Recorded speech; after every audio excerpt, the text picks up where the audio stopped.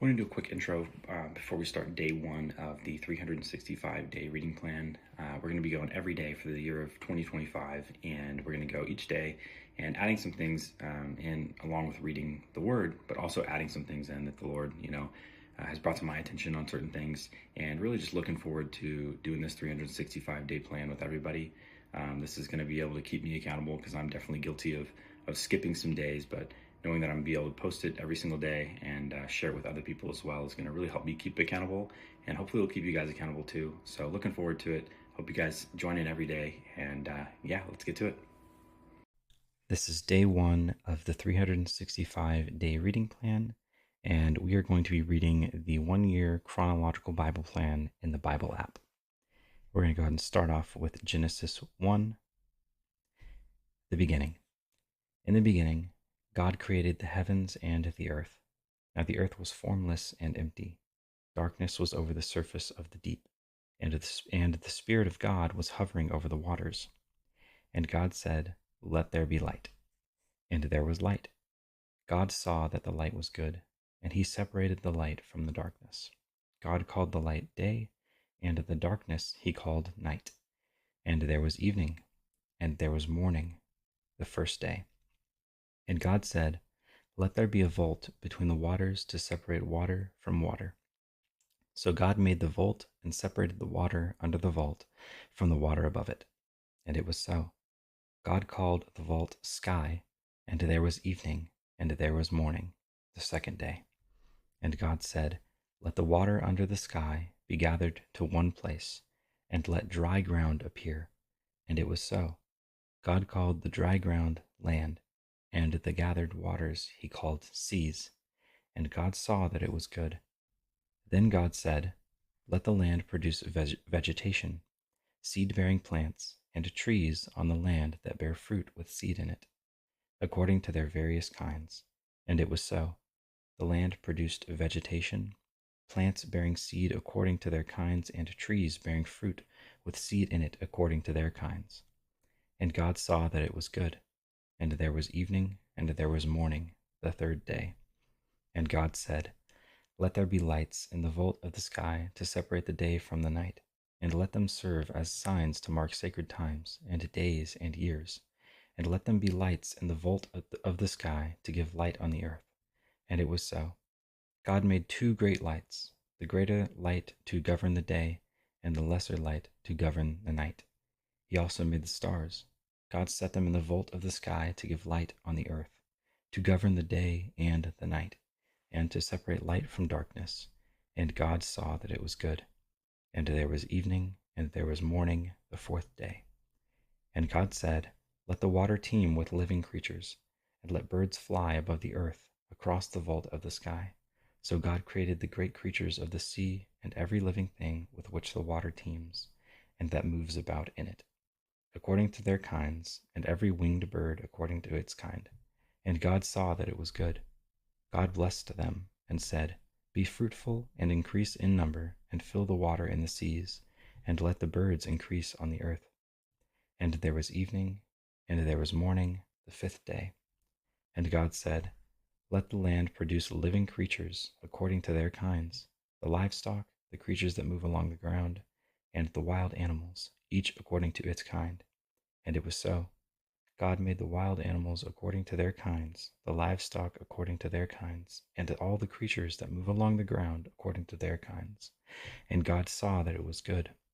Then God said, "Let us make mankind in our image, in our likeness, so that they may rule over the fish in the sea, and the birds in the sky, over the livestock and all the wild animals, and over all the creatures that move along the ground." So God created mankind in his own image. In the image of God he created them. Male and female he created them. God blessed them, and said to them, "Be fruitful and increase in number. Fill the earth and subdue it. Rule over the fish in the sea and the birds in the sky, and over every living creature that moves on the ground." Then God said, "I give you every seed-bearing plant on the face of the whole earth, and every tree that has fruit with seed in it. They will be yours for food, and to all the beasts of the earth, and all the birds in the sky, and all the creatures that move along the ground, everything that has the breath of life in it, I give every green plant for food." And it was so. God saw all that he had made, and it was very good. And there was evening, and there was morning, the sixth day. Now we're going to go ahead and go to Genesis 2, which is the second part of this plan. Thus the heavens and the earth were completed in all their vast array. By the seventh day, God had finished the work he had been doing. So on the seventh day, he rested from all his work. Then God blessed the seventh day and made it holy, because on it he rested from all the work of creating that he had done. Adam and Eve.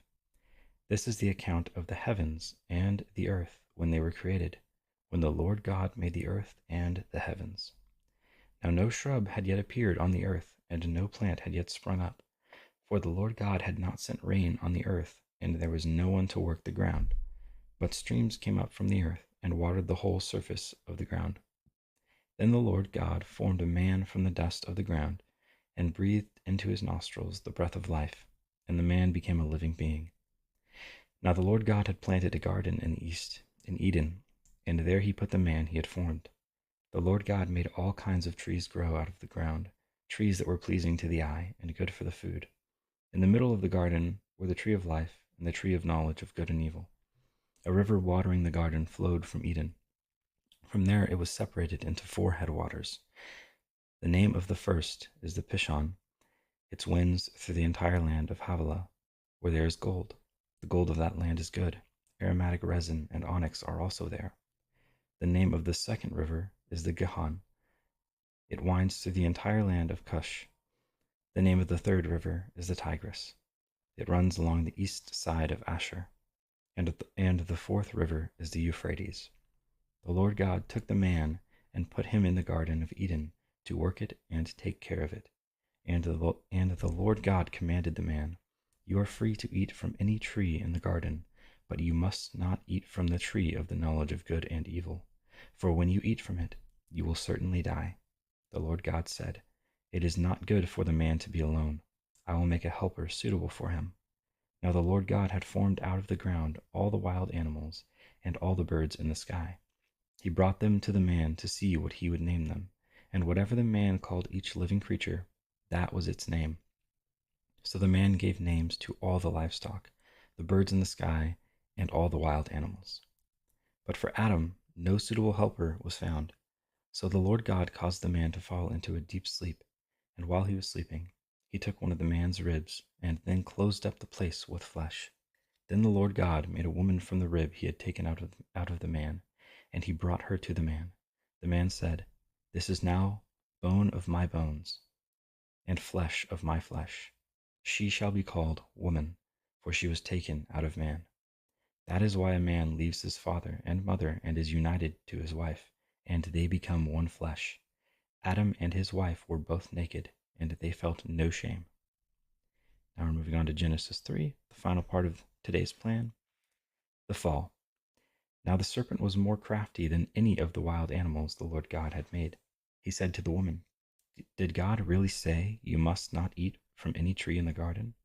The woman said to the serpent, "We may eat fruit from the trees in the garden, but God did say, 'You must not eat fruit from the tree that is in the middle of the garden, and you must not touch it, or you will die.'" "You will certainly not die," the serpent said to the woman, "for God knows that when you eat from it, your eyes will be opened, and you will be like God, knowing good and evil." When the woman saw that the fruit of the tree was good for food and pleasing to the eye, and also desirable for gaining wisdom, she took some and ate it. She also gave some to her husband, who was with her, and he ate it. Then the eyes of both of them were opened, and they realized they were naked. So they sewed fig leaves together and made coverings for themselves. Then the man and his wife heard the sound of the Lord God as he was walking in the garden in the cool of the day. And they hid from the Lord God among the trees of the garden. But the Lord God called to the man, "Where are you?" He answered, "I heard you in the garden, and I was afraid because I was naked, so I hid." And he said, "Who told you that you were naked? Have you eaten from the tree that I commanded you not to eat from?" The man said, "The woman you put here with me, she gave me some fruit from the tree, and I ate it." Then the Lord God said to the woman, "What is this you have done?" The woman said, "The serpent deceived me, and I ate." So the God said to the serpent, Because you have done this, cursed are you above all livestock and all wild animals. You will crawl on your belly, and you will eat dust all the days of your life. And I will put enmity between you and the woman, and between your offspring and hers. He will crush your head, and you will strike his heel. To the woman he said, I will make your pains in childbearing very severe. With painful labor you will give birth to children. Your desire will be for your husband, and he will rule over you. To Adam he said, because you listened to your wife and ate fruit from the tree about which I commanded you, you must not eat from it. Cursed is the ground because of you. Through painful toil you will eat food from it all the days of your life. It will produce thorns and thistles for you, and you will eat the plants of the field. By the sweat of your brow you will eat your food until you return to the ground, since from it you were taken. For dust you are, and to dust you will return. Adam named his wife Eve, because she would become the mother of all the living. The Lord God made garments of skin for Adam and his wife, and clothed them. And the Lord God said, the man has now become like one of us, knowing good and evil. He must not be allowed to reach out his hand and take also from the tree of life, and eat and live forever. So the Lord God banished him from the Garden of Eden to work the ground from which he had been taken. After he drove the man out, he placed on the east side of the Garden of Eden cherubim and a flaming sword flashing back and forth to guard the way to the tree of life. And that's day one. So typically, if there are any things that kind of pop to mind, I'll try to explain some things at the end. If there's anything that just the Lord brings to mind or anything that I think of. But today it's just gone over the beginning of Genesis and really just the beginning of creation. So not a whole lot to dive into here, other than just reading it and understanding it. But as certain days go on and certain topics get brought up in the Bible, some things I like to kind of elaborate on and just what the Lord has shared with me, and I'll try to do that in the future days as well. But yeah, thanks so much for joining me on day one, and looking forward to seeing everybody back on day two.